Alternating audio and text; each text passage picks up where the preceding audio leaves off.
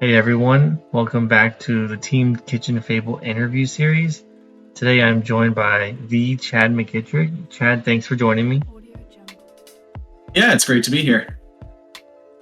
Thanks for coming. So we'll start off with the hero reveal. Reveal where you're from and tell me a little bit about yourself. Well, I grew up in central Illinois, but first year of college I moved to New York, and I've been out in New York ever since. So I've actually been out here longer than I grew up there. So either Illinois or New York, depending on how you want to look at it. Nice. And tell me a little bit about who is Chad. I am a IT consultant, work in the QA space, helping companies improve their automation for testing of software that they build as part of my day job. But as far as the hobby interests go, it's been card games since very early on. Definitely older than I look. I was around for the early days of Magic, back when my brother and I were in a local comic shop and deciding if we were going to spend our lawn mowing money or whatever it was on this expensive new card pack. And I missed my one chance to get a starter deck of Unlimited, and we ended up going back a couple weeks later and those were gone and Revise had come out. So dove into that, became obsessed very quickly. My group of friends, that's all we did growing up all the way through to towards the end of high school, started kind of falling off. And then 6 or 7 years ago, I got back into Magic on a business trip, actually. The guy that we were working for, every single person on his team, except for him, played Magic. And so I went up there and ended up playing a few games with them, and it kind of relit the trading card fire. And I got back into it playing Legacy, and then Flesh and Blood came out, and I switched pretty much exclusively at this point, focused on Fab. Yeah, tell me a little bit about how you got into Flesh and Blood specifically. So, as probably most people that got in at this point, it was during COVID lockdown, inside, not a whole lot to do, and other than go crazy trying to deal with what's going on, like everyone. But ended up deciding that a friend of mine that had mentioned Covenant Cast originally, and I started listening to them, and he mentioned Flesh and Blood a few times prior to that. It basically kind of finally came to a head, and I was like, sure, why not? I'll try out this new game. My wife was interested in playing it, so I was like, hey, we can play a couple rounds of Sealed and just have some fun. So I ordered a couple of boxes I think the boxes arrived on January 1st, or 2nd, right at the first of the year, and the rest is history. Dove into it, by the end of our first game actually playing it, I'm pretty sure I said, holy crap, this game is amazing about a dozen times, and haven't looked back. Yeah, I remember that moment too, where I played my first game of Sealed, and I was like, this is so fun. So yeah. Cool. And if you could describe yourself using only one current card from the game, which card would that be and why? I guess I'm gonna have to say Coax a Commotion, actually, because it's one of those cards that just screams that it's gonna be broken. It's just a question of when and how, and I love finding interesting interactions and playing kind of rogue decks, and brewing strange, janky things was a focus on the Magic side.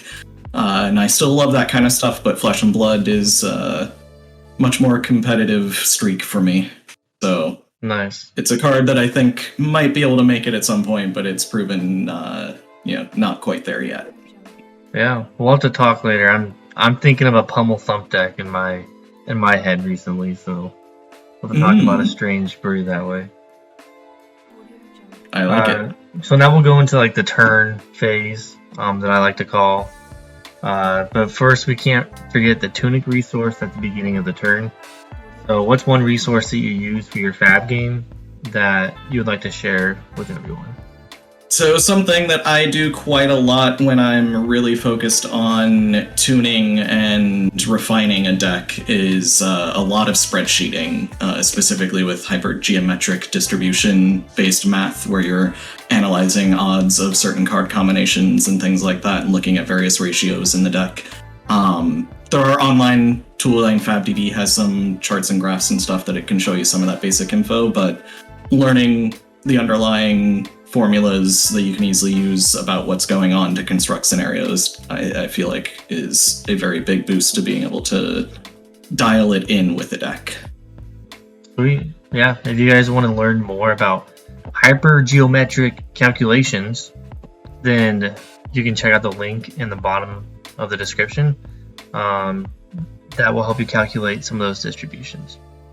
Yeah, and there's actually a really good article series, comes from Magic focused, but the math is still the same, just different, cards, hand sizes rather.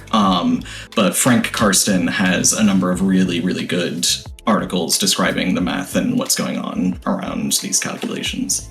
Cool. We'll link those in the bottom too as well. Thanks. Yep. Now we'll move on to the action phase of the interview. So let's talk about some of the action that you have done in Flesh and Blood. So what are your main decks that you like to play?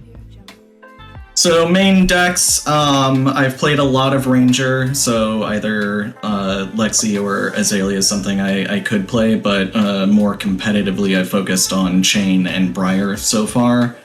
I have played a decent amount of Katsu, kind of as a on-again, off-again, get back to the real fundamental basics of Fab and keep those sharp. And I've recently been playing some Old Hymn, kind of under a similar logic with a different playstyle under control. So I like to spread it out and do a bunch of different things to get better at the game, better understand what you're playing against, all of those kinds of things. But I think at the end of the day, a bit more of a aggressive playstyle is kind of what I default to. Cool. And Chain and Briar is your main decks. Yeah. You might get some flack in the comments for that one. What's the best tournament appearance that you've had so far? Best one so far was the Vegas Calling. I got 19th. Oh, cool. As far as Classic Constructed, I did go to Cincinnati, and there I got 34th. Nice. That's cool. On the sealed event. Nice. Congrats. You probably played Briar there too. I was Briar in the sealed, and then I was Old Hymn in the first round of draft. Oh, cool. And what's been your favorite Flesh and Blood memory so far? It's kind of impossible to choose between all of the different amazing games I've had and like gameplay moments and such. So I'm actually going to step outside of that and say probably the most unique and one of my favorite Fabix memories is the time I FOMO bought 2 boxes of Crew First from the same seller on TCG Player and opened them when they came. One had a shard, the other had Shiana. Wow. You still have those cards? Yep. They're in the case right there and there. Nice. Cool. I opened, when I first got it, I opened 10 boxes of Crew First Edition. Nice. No legendaries in there.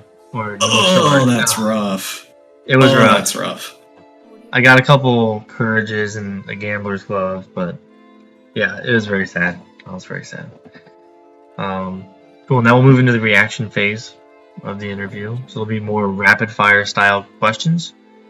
You got it. So you ready? Yeah. Cool. What's your favorite hero to play for fun? Oh, for fun, it's got to be Azalea. Nice. Like Lexi is the better Ranger, but fun, it's Azalea. Nice. What's the favorite art on a card? Kind of a tough one, but I do keep just going back to Whisper of the Oracle. I actually really, really like that art. Nice. And what's your favorite playmat? I'm not that much of a playmat kind of person, but I guess my answer would be the Tunic mat, mostly because it does come attached with a true meaning if, you won the thing, at least. What's your favorite card to play? Favorite card to play? I'm gonna have to say Red Nimblism is a favorite. It's worked in, again, both decks that I mentioned that I play primarily. It's quite a good card in both of those, and I think people underestimate it sometimes. Nice. What's the most overrated card? Oh boy, I'm sure I'll get some flack for this one, but I'm going to caveat my answer by saying in certain decks, not across the board, but I actually think Enlightened Strike. Not that it's a bad card, and not that it's a card that doesn't do a lot of different things, but again, in some decks like Chain and to some extent Briar, I've felt for quite a while like it actually is not as good given the ability to better tune the game plan with the larger card pools that we have at this point. Interesting. So like it's a very good solid base level card, but it just gives you options kind of all on the same level, but certain decks really need something that synergizes better. Yeah. We just got done. The last interview was with Haciel. He said Enlightened Strike as well. So I was very. Oh, really? I didn't even know that. Yeah. What's the most underrated card? Underrated card.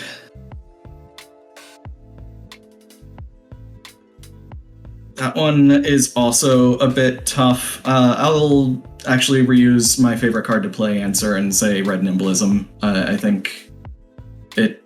Again, in Chain, it was the only +4 that existed basically in the game due to Riftbind until Tales came out. And I still think that card does a lot anytime you can get extra value other than just the +3. Yeah, cool. And if you were a Flesh and Blood hero, what class would you be? I'm gonna say that I would probably be a ninja. Makes sense. I like to sneak around. Yeah. And what do you most want to see in Everfest?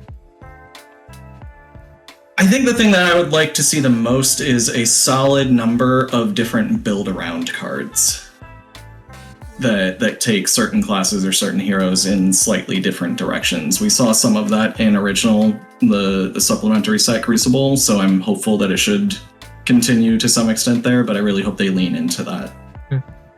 Cool. Well, that concludes our rapid fire section. Before we're done with the interview, we have to move to the end step, of course. And so what's one piece of advice that you would give a player that they can keep in their arsenal to remember during their games?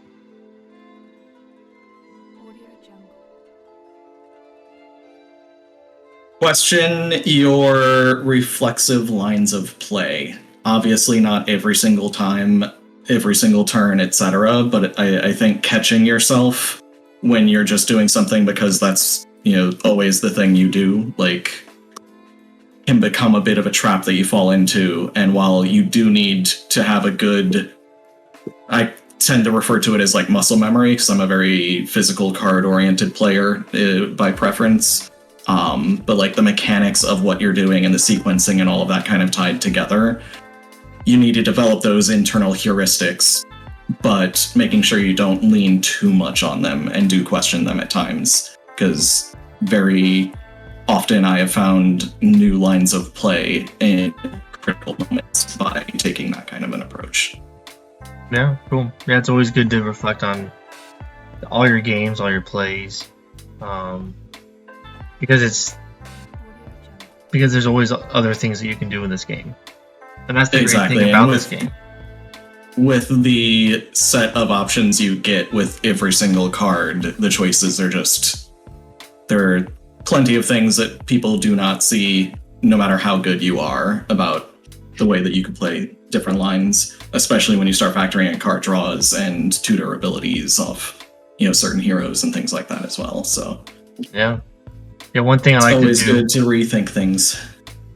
Yeah, one thing I like to do whenever I finish a game, or a lot of times when I finish a game, especially if I lose, to ask the opponent if we can like run that last turn back and I can do something different, because chances are I was stuck between doing one thing or the other, and if that one thing caused me to lose, then I want to see what happens if I did the other thing and see how it would have played out after that. So I have done the same on a good number of occasions. Also just asking at the end of a game of your opponent if there were any obvious, like, questionable plays, unexpected plays, or misplays that they noticed, and really just finding people to be willing to kind of talk those things out. You can learn a lot. As a very quick example, the defensive use of Art of War as chain was something that had not occurred to me until it was explained as the one thing that I might have been able to do differently from what my opponent saw. Oh, cool.